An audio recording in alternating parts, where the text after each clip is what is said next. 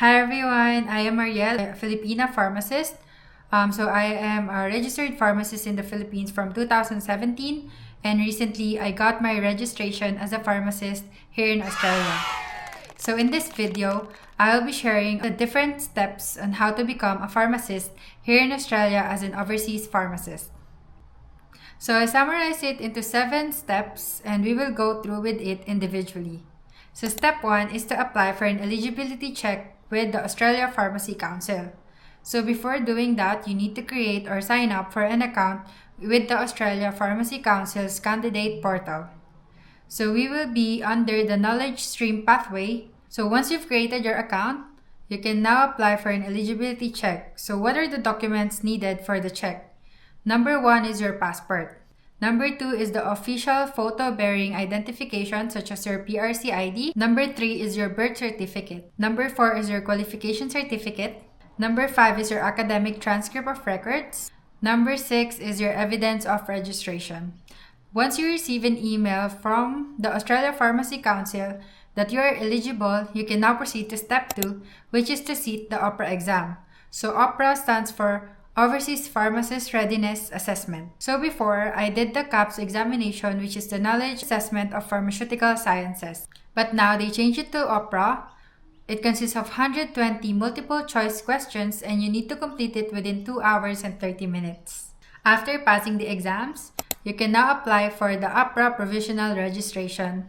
So for this one, it's quite similar to step 1. You need to create an account with OPRA. So you need to sign up with your details. And then after that, download and print the APRO 60 or the application for provisional registration and supervised practice form. Next is to apply for the International Crime History Check. So I'll flash in the screen the official site where you can do this. Also, another requirement is your updated resume, transcript of record, your diploma, passport, skills assessment outcome, OPRA certificate, PTE exam result. So in my case, I did the PTE and the required score is an overall of 66 and above. So if you're gonna do the IELTS, it's an overall of 7 and above. And also your PRC ID. So you need to get all of these documents certified. So after receiving your provisional registration with OPRA, you can now proceed to start your internship. So once you've found your internship site and as well as your preceptor, you can start doing the 1,575 hours of supervised practice.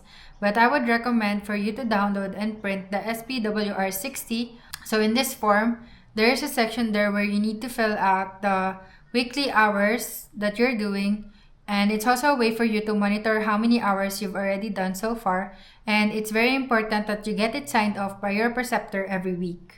Step 5 is to enroll with an intern training program. So there's numerous intern training program, but in my case, I did the Australasian College of Pharmacy or previously the Guild.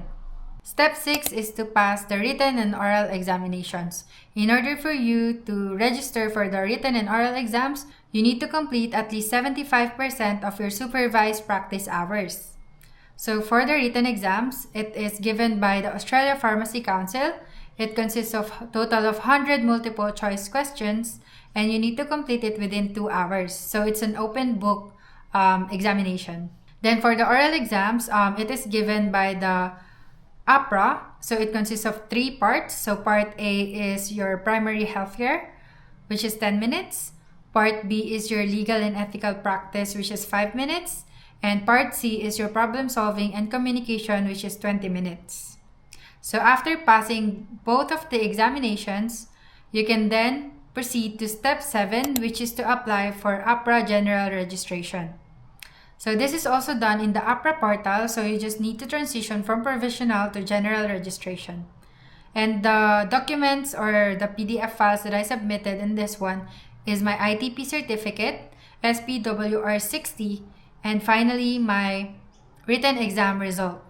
And after getting a notification through email that you are a general registered pharmacist, you can then practice independently as a pharmacist in Australia. So that is the 7 steps on how to become a pharmacist here in Australia as an overseas pharmacist. I hope this video helps a lot of overseas pharmacists out there. See you in my next Pharma Info video. Bye!